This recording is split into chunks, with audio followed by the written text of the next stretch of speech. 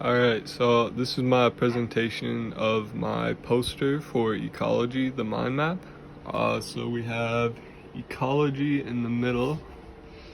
There you can see the whole poster together. This poster is actually a mix of two different posters. One that I didn't finish because I didn't like it, and so I've added pieces of that onto here, as you can see with the white pieces of paper, along with original parts. Yeah, so we can basically start anywhere on this poster, and some of it is repeated throughout, as it is a mix of two different posters, right? So we go up this line to biosphere, and from biosphere we have ecosystems, ecology, chemical factors, and physical factors. So if we start off at ecosystems, in ecosystems we have populations of species, right? The biosphere includes ecosystems within it, and a certain type of ecosystem is called a biome. Inside of ecosystems we have communities made up of a bunch of different species and organisms, and abiotic and biotic components, and yeah, which are all part of an ecosystem, right? And so we have atmosphere, and the atmosphere is basically the sum of the biosphere. It is a couple kilometers above into the atmosphere and all the way to the bottom of the ocean, and it contains all the ecosystems of the world. And from there we have landscapes, which are multiple ecosystems together, but the organisms in those ecosystems can still interact occasionally, right? We have habitats, which are where organisms live, like in an ecosystem. So like for an example, that could be a bushel of trees or something like that, right? From there we can go over to ecology, and ecology we have is a study of the sum of biotic and abiotic components and their effects on the ecosystem, to put it simply. It gives us insight on environmental problems, and this is important because we can see how different things may affect the world around us, and what we can do to limit our impact on those environments, right? So biotic and abiotic components lead to adaptations, which will come up quite a bit further on in this poster. You have a little drawing of a plant, some wind. Yeah, okay. So from there we have ecology, and we have chemical factors, right? And so for chemical factors we have salinity, which would mostly be aquatic biomes, but I was just going off the top of my head, as you do with a mind map, right? So we have energy sources, sunlight, and it says dark bacteria equals bacteria right here. And what I was trying to say there is in a ecosystem with no sunlight, like in like a benthic realm, like deep in the ocean where there is no sunlight, bacteria will create nutrients or the energy for that ecosystem using phosphorus, right? And so these are inorganic nutrients, nitrogen and phosphorus. Yeah, so from there we can branch off basically anywhere, but I'm going to choose to go back down to ecology, and up here to ecosystem. And ecosystem's already been repeated once, it will be repeated a couple of times. And ecosystem, abiotic and biotic components, living and non-living components of an ecosystem. From there we have, well, we have a few places to branch off here. We have diversity. So diversity is very important in most ecosystems. We have species richness, and species richness is a like different species in an ecosystem, and like how many different species, if it's one or two species or if it's multiple species. And there should be species abundance in here too, and species abundance is how much of a certain species there is in that ecosystem compared to other species in that, or organisms in that ecosystem, right? And from there we have food chain, right? So we have energy transfer, food web, trophic structure. So we're going to go through that. So the food chain there is an energy transfer from producers all the way up to quaternary consumers, right? And the energy transfer from producers to primary consumers, the primary consumers gain a lot more nutrients than the quaternary consumers do from the tertiary consumers, which is right here in this diagram, and it does connect there. I'll show you that. But yeah, there it is. Producers, primary consumers, secondary consumers, tertiary and quaternary, nutrient and energy flow at the bottom. And that will connect later. Alright, so yeah, where were we? Alright, we were at food chains. So multiple food chains create a food web, which is just multiple food chains together, right? So it's like it's producers, primary consumers, all the way up, and it's just multiple food chains together to form a food web. And the trophic structure is how nutrients are passed through that food chain, right? So we have producers, consumers, photosynthesis, question mark, which goes back to dark equals bacteria, right? So we have just like the energy, the way that the energy is being produced in the first place, right? Yeah, so from ecosystem we can go to, actually let's go right. So we go to disturbances in an ecosystem, right? So there's positive and negative components to disturbances in an ecosystem.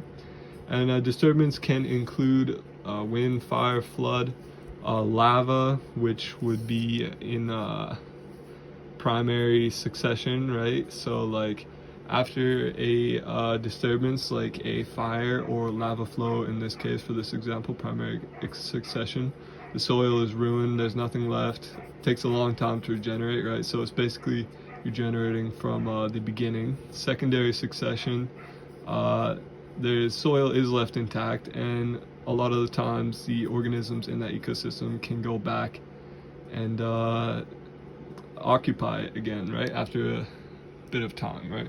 Okay, so we'll go back over here and we'll go to organisms. And organisms make up species, right? So which make up multiple species make up a community. And in communities there are keystone species, and keystone species are species that are important to that community, even though they may not represent a huge number of the population of that whole community, right? So that an example of that could be the sea otter eating sea urchins to prevent the algae from being encroached upon, right? So invasive species bad. That was just me saying that a lot of the time invasive species can mess up an ecosystem when they're introduced, and they can choke out or like kill the natural components and members of that ecosystem, right? So in communities there are natural selection. Natural selection will come up later, but natural selection leads to adaptation, and it's basically okay, I'll get to that later. Okay, from here we can go communities. We have interspecific interactions right here.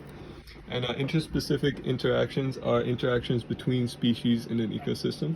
So we have some examples here. We have competition, mutualism, predation, herbivory, parasites / pathogens. And so you can look at that right there. I'm not going to spend too much time on that as we're already 8 minutes into this video. Yeah, but the parasites and pathogens, if we go down here, go to communities, organisms, I'm trying not to miss anything here.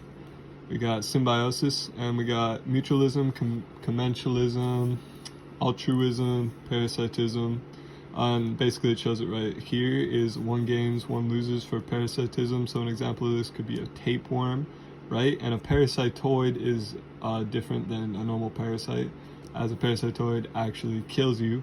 But normal parasitism is found all throughout nature. We have altruism, which is not naturally found in nature, when one gives with no perceivable gain. Some examples of altruism could be a tree giving its nutrients to a younger tree, but scientists have found that this is solely to help their own species grow, right? So it's not true altruism. We have mutualism. An example of this could be the good bacteria on our skin, keeping our skin, giving it a protective barrier, and they're also gaining from that a relationship. Plants benefit from many mutualistic relationships. An example of this could be trees with funguses on them, and the fungus have roots which extend the trees a root system and allow them to collect more nutrients and water and things like that, but they also feed off of the trees nutrients as well, right? Commensalism, we have mimicry, so one is affected positively and the other is not affected at all, zero. So an example of this could be snakes that pretend to look venomous just so that they can avoid predation, right? Alright, so symbiosis leads to adaptations, which is up there, but here is the main adaptations section. So adaptations are caused by natural selection, which is nature's way of picking up the fittest. Fitness is down there. So we have prey and plants, many influencing factors in adaptations. We have the environment and predators adapting to better, like evolutionary adapting towards better surviving predators, right? So an example of that could be camouflage, for example, right? To better avoid predators. And adaptations directly linked to symbiosis, right? So, yeah. And we have, from adaptations, we have fitness, which is the ability of survival and reproduction. That's basically all I can say for fitness. And then we have fitness and adaptations, and all populations have these. And from there, I guess we can go to population ecology. We could have also went down this way from interspecific interactions over here, but we have population ecology. And so population ecology covers density and distribution. So population density is the number of individuals per unit. There's clumped, uniform, and random density distributions. Clumped is when they're all together, and that is usually due to an unequal supply of nutrients and stuff through an ecosystem. Uniform is usually caused by communication, like with the emperor penguins and how they all kind of stay together because they're communicating with each other. And random is very rare, but it's often found in some seeded plants that just blow in the wind, and they're randomly distributed throughout the environment. From there, I guess we can go to life tables, which is just like it tracks the survivorship of a community, a species, and a group of organisms, which can be put in guilds and niches according to what their needs and habits are, right? And so life tables, we have models. So we have growth models, which is how a population or community or whatever is growing. We have distribution models, how populations, communities, species are distributed through environments throughout the world, etc. We have age structure models, which are structures of usually for human populations, like the average age, the median age of people, right? And then we have logistic growth models. So yeah, so it's just another form of growth models, so how those populations are growing in comparison, right? Demographic transition. So there has been a demographic transition in humans throughout the decades, and especially since the 1800s, right? So now we have better medicine, technology, and education in general. We have a low birth rate that's due to first world countries not producing as many children, and also a low death rate due to better medicine, tech, and education. Exponential growth model is just showing how exponentially we have grown as a population over the past couple 100,000 years, right? All right, so we have factors from here. So factors of density distribution and all of this stuff right here. We have carrying capacity, so how much an environment can actually carry, right? So how many resources are available, how much space is available. Interspecific interactions like competition can affect that, right? So we have interspecific interaction right there. We have like predators and prey interactions. We have density dependent and density independent factors, right?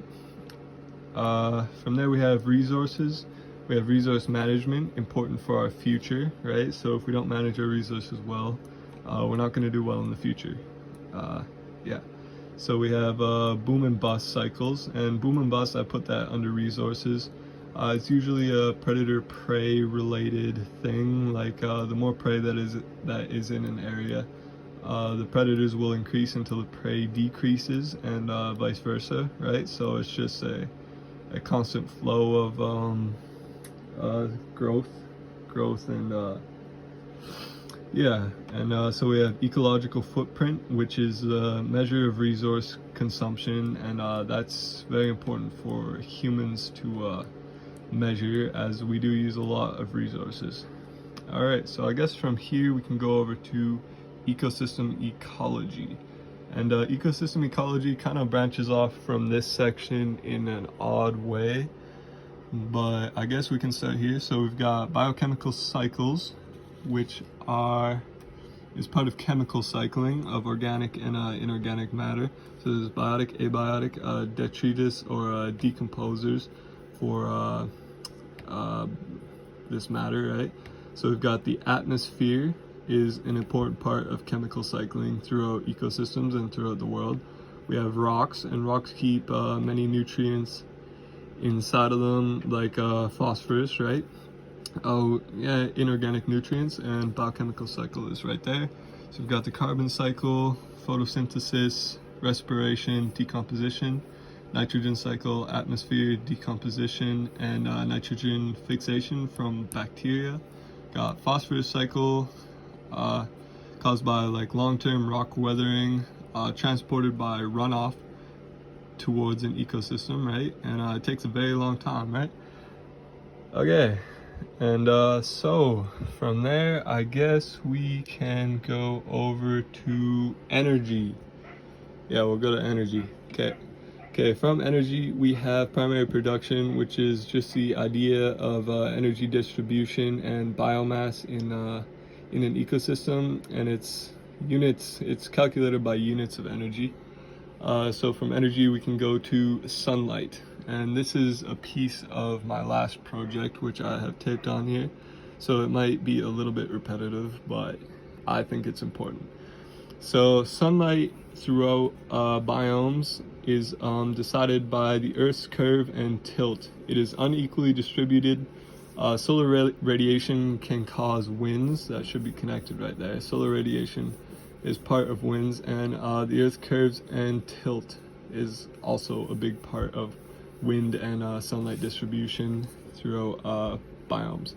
So we have the tropics, which are 23 degrees north and 23 degrees south, and those are the tropics of Capricorn and Cancer. Very hot and humid areas. We have temperate zones, 0 degrees to 30 degrees. These are also hot. Yeah, I'll get to winds later and describe their effect. We have equator, and that's the most even distribution and constant distribution of sunlight. And the poles, 60 degrees north and 60 degrees south, and often the poles have very long dark periods and very long bright periods where the sun does not set or is just constant dark, right? Due to unequal distribution of sunlight. Alrighty. So from there we can go to winds, and this is all part of terrestrial. We have terrestrial right here, so this is terrestrial biomes. This also ties in with aquatic biomes later. Alright, so we have winds. We have doldrums, which are light winds, and tropical. Prevailing winds, which are caused by the rise and falling motion of the wind. We have trade winds, which move towards the equator on either side. kind of in a curve. And yeah, we just have, it ties into currents right here, because the current of the ocean is greatly decided by wind and the Earth's rotation.